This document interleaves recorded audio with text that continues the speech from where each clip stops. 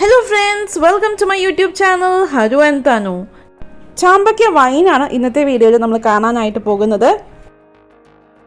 ചാമ്പക്ക കൊണ്ട് പല ഐറ്റംസ് നമ്മൾ പ്രിപ്പയർ ചെയ്ത് കാണിച്ചിട്ടുണ്ടായിരുന്നു. ചാമ്പക്ക ഉപ്പിലിട്ടിട്ടുണ്ടായിരുന്നു, ചാമ്പക്ക അച്ചാർ പ്രിപ്പയർ ചെയ്ത് കാണിച്ചിട്ടുണ്ടായിരുന്നു. അപ്പോൾ ഇന്നത്തെ വീഡിയോയിൽ വളരെ ടേസ്റ്റി ആയിട്ടുള്ള ചാമ്പക്ക കൊണ്ടുള്ള വൈനാണ് പ്രിപ്പയർ ചെയ്ത് കാണിക്കുന്നത്. ഇതിനായിട്ട് നല്ല പഴുത്ത നിറമുള്ള ചാമ്പക്ക നമുക്ക് കഴുകി വൃത്തിയാക്കി എടുക്കാം. നല്ല പഴുത്ത നിറമുള്ള ചാമ്പക്ക എടുക്കുമ്പോൾ നമ്മുടെ വൈനിന് നല്ല നിറം ഉണ്ടാകും.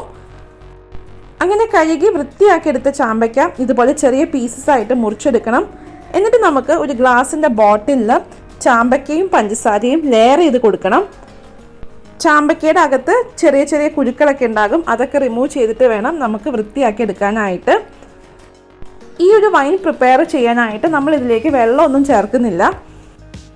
അപ്പോൾ നമ്മൾ ചാമ്പയ്ക്ക കഴുകി വൃത്തിയാക്കി വെള്ളമൊക്കെ ഒന്ന് തോരാൻ വെച്ചിട്ട് ക്ലീൻ ആക്കിയിട്ട് ചെറിയ പീസായിട്ട് മുറിച്ച് ഇതുപോലെ ലെയർ ചെയ്ത് കൊടുത്താൽ മതിയാകും.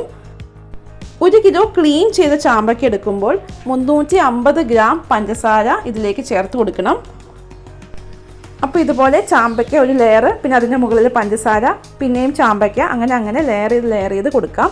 അപ്പോൾ നമുക്ക് ഗ്ലാസ് ബോട്ടിലോ അതുപോലെ തന്നെ ഒരു ഭരണിയിലോ ഇത് ചെയ്യാവുന്നതാണ്. ഈ ഒരു വീഡിയോ ചെയ്യുമ്പോൾ ക്ലിയർ ആയിട്ട് നിങ്ങൾക്ക് കാണാൻ വേണ്ടിയിട്ടാണ് ഒരു ഗ്ലാസ് ബോട്ടിലിൽ കാണിക്കുന്നത്. കഴിഞ്ഞ പ്രാവശ്യം നമ്മൾ ചാമ്പക്ക വൈൻ ഉണ്ടാക്കിയത് ഒരു ഭരണിയിലായിരുന്നു. ഭരണിയിലോ എയർ ടൈറ്റ് ആയിട്ടുള്ള ഏതെങ്കിലും ഒരു ഗ്ലാസ് ബോട്ടിലിൽ നമുക്കിത് ചെയ്യാവുന്നതാണ്. ഇവിടെ കണ്ടോ, നമ്മൾ ചാമ്പക്കയും പഞ്ചസാരയും ഇതുപോലെ ലെയർ ചെയ്ത് കുപ്പിയുടെ മുകളിൽ വരെ ഇട്ട് കൊടുത്തിട്ടുണ്ട്. ഇനി നമുക്ക് ഒരു സ്പൂൺ ഉപയോഗിച്ചൊന്ന് പ്രസ് ചെയ്ത് കൊടുക്കാം. ഇങ്ങനെ സ്പൂൺ ഉപയോഗിച്ച് പ്രസ് ചെയ്ത് കൊടുക്കുമ്പോൾ ഇതൊന്ന് താഴത്തേക്ക് അമങ്ങി നിൽക്കും. എന്നിട്ട് നമുക്ക് ഇതിൻ്റെ മുകളിലേക്ക് പിന്നെയും ചാമ്പക്കയും പഞ്ചസാരയും ലെയർ ചെയ്ത് കൊടുക്കാം. അങ്ങനെ ഈ ബോട്ടിലിൻ്റെ ഒരു 1/4 ഭാഗം എത്തുന്നത് വരെ നമുക്ക് ചാമ്പക്കയും പഞ്ചസാരയും നിറയ്ക്കാം.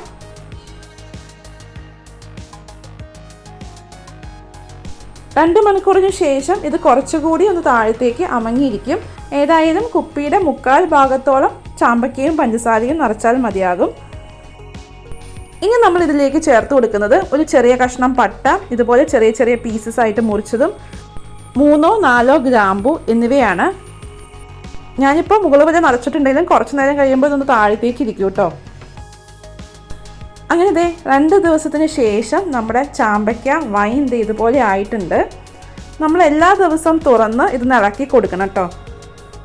അപ്പോൾ ഈ കാണുന്നത് 2 ആഴ്ച കഴിഞ്ഞിട്ടുള്ള വൈനിൻ്റെ അവസ്ഥയാണ്.